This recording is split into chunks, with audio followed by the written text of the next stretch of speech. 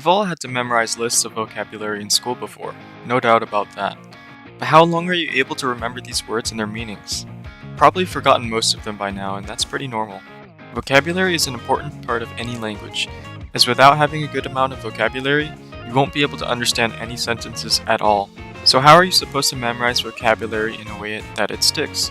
Should I just look over a vocabulary list 100 times and hope it stays in my brain? No, there's actually a clear method that has worked effectively for tons of people for a long time. It's called SRS, or Spaced Repetition System. Say you plot your attention, or how much you remember of something, versus time. Now you learn that something on day 0. Without reviewing it, the forgetting curve will look like an exponentially decaying curve, which is kind of scary.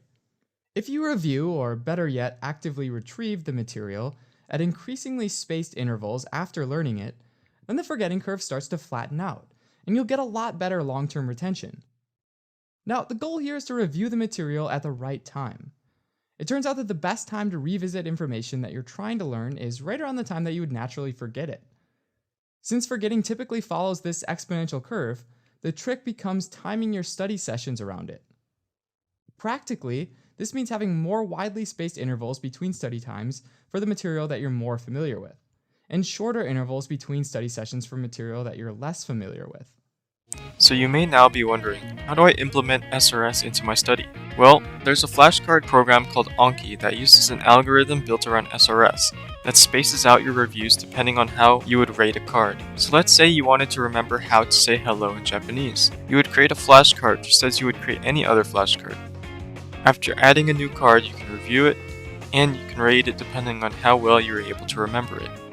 Anki will make it so that you won't be able to review that card until the right time, basically doing all of the space repetition calculations for you.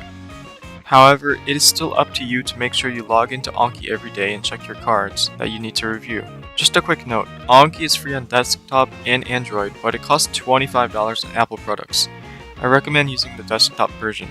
Creating cards every day for every word you want to memorize may seem like an exhausting and time-consuming task, and understandably, it is.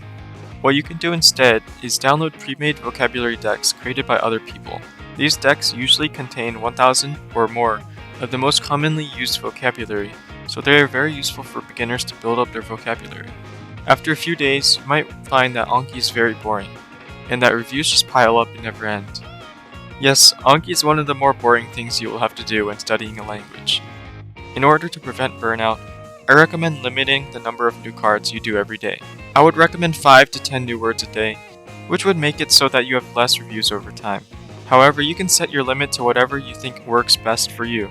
Remember to always be focused and actively quizzing yourself while using Anki, or else this method won't work as well as it should.